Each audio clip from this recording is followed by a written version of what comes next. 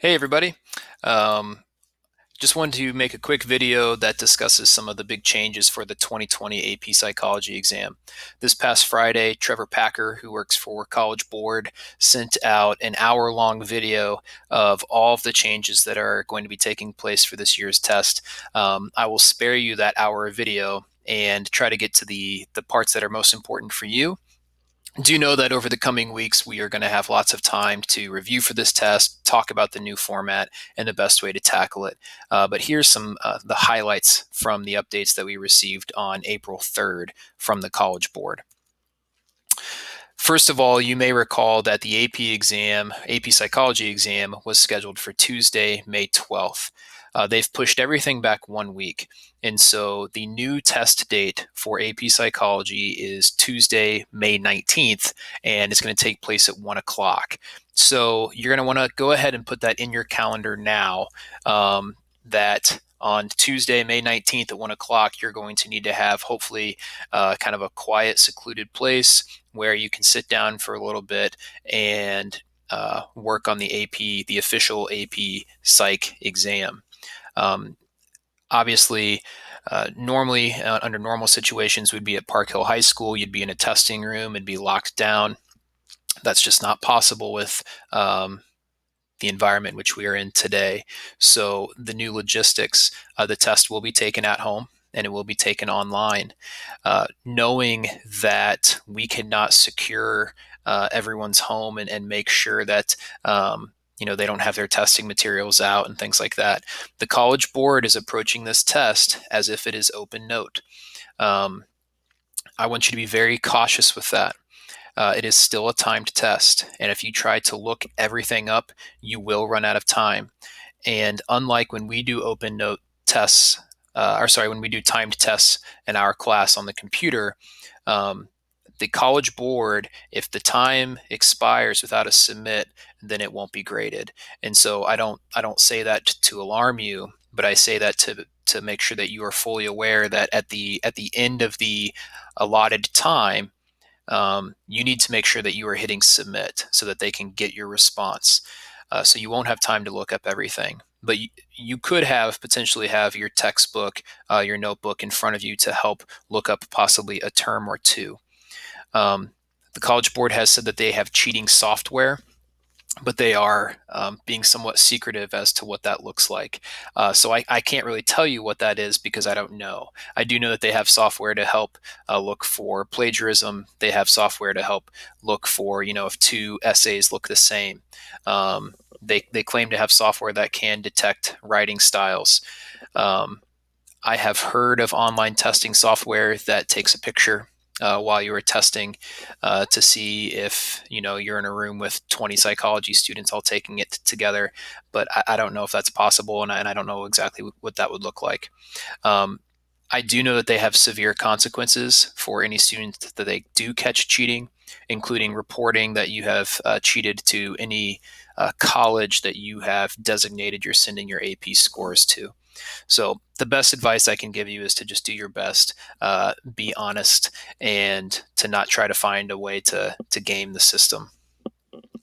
Perhaps the biggest change that you're going to see to the test is the format of the test itself. We've worked all the year and practiced all year with thousands of multiple choice questions.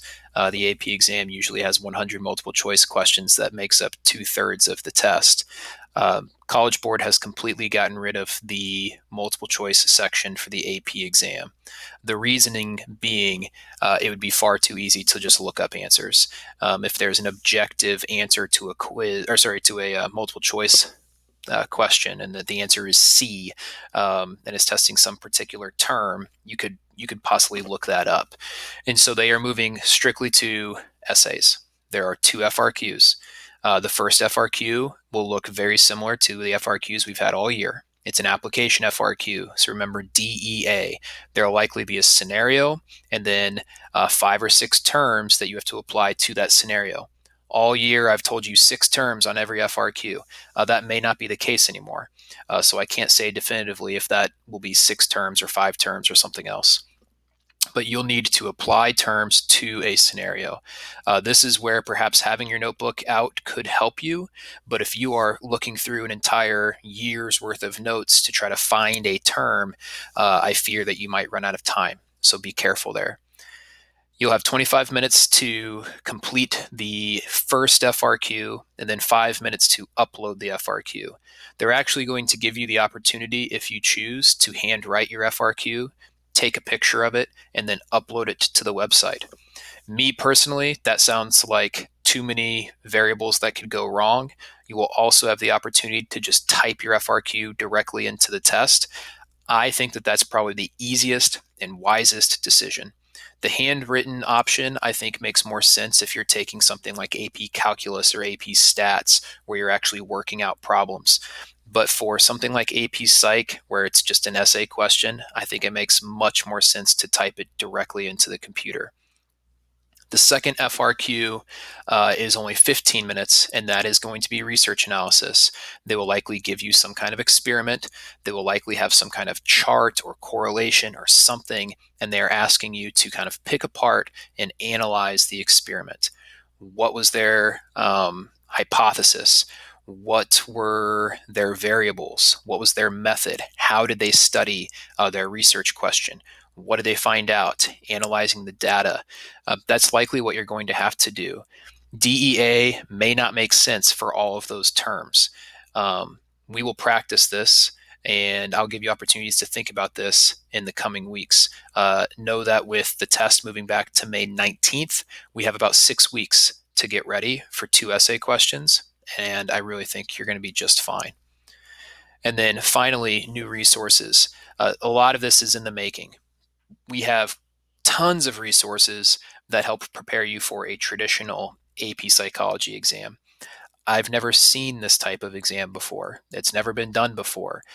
That said, we have new resources that are coming out every day to help students prepare, and know that I'll be pushing those out to you in the coming weeks as well. The last thing I will say is this. My students traditionally do pretty well on FRQs. I've shown you national averages. I've shown you how on FRQs it's not uncommon for students to get half of the terms correct. And traditionally, students in my class do a little bit better. And so if you're nervous about these changes, I would try to remind you and encourage you that you know your material, you know how to write FRQs. There are students all over the country that have never written an FRQ. And so my hope is that when you see these changes, you don't get overly anxious about this test. We're going to do everything we can to make sure that you are prepared. And I'll do my part, hopefully, to help ease some of that anxiety and that tension. Go to the College Board if you have more questions. We are finding ways to make sure that any students with accommodations still have those accommodations met. And be on the lookout for more announcements, both from me and from the College Board. I hope this helps answer some of the questions you might have about AP exams. Some of this is unique specifically to AP Psych. If you're in AP Chemistry, AP Stats, another AP class, know that some of this may not apply. The way that they're giving essays and the amount of time and things like that. So make sure you're checking in with all of your teachers. That is it for now. I hope you are doing well, and take care.